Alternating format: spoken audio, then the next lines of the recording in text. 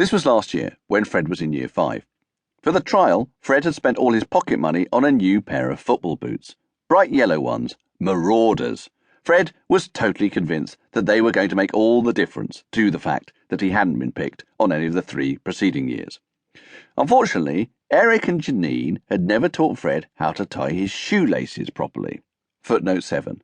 They had, to be fair, at the time when both their children needed to be thinking about tying their own shoelaces, bought a big, flat, cardboard training shoe.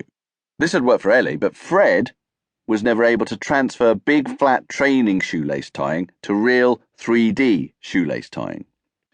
So what normally happened was that every morning before school, Ellie would tie Fred's school shoes very, very tightly with a triple bow, and that would be fine. They would stay tied for the whole day.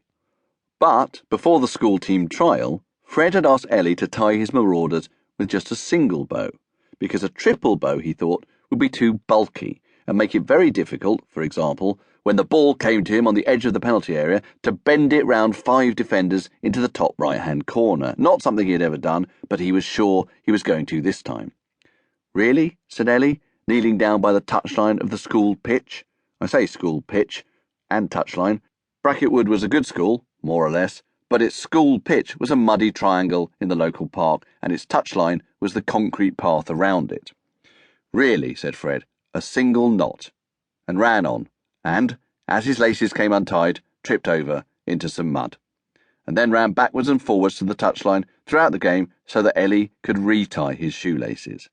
He stopped doing that eventually, because after the 5th time, Ellie said, "If you're not going to let me tie a triple knot, I'm not tying them at all anymore," and went to sit on the roundabout in the playground 6 metres away. After which, Fred had to ask the referee, Mr. Barrington, to tie his shoelaces. Bracketwood was a good school, more or less, but its sports teacher was Mr. Barrington, who was 67 and wore glasses with lenses thicker than a rhinoceros's foot. So after Mr. Barrington had sighed very heavily and bent down on one knee in the mud to tie up Fred's shoelaces, and after it had taken him 3 minutes to get up again, during which time 4 goals were scored that never got recorded, he made a point of running, well, staggering, away every time Fred approached him.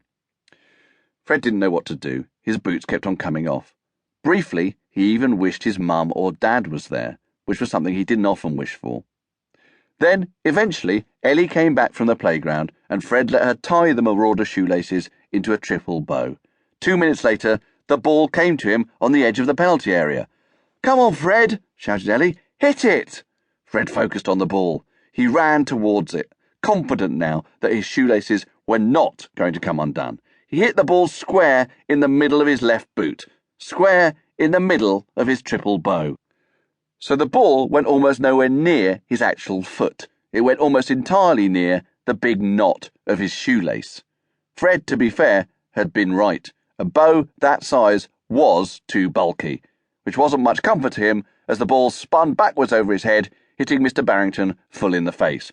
"Ow!" said Mr. Barrington, as his rhino foot lens glasses flew off his face and into the mud. Everyone apart from Fred laughed, loud and long. Fred himself just turned and walked off, knowing that he certainly wasn't going to get into the school team this time. Now, let's go back to the main story.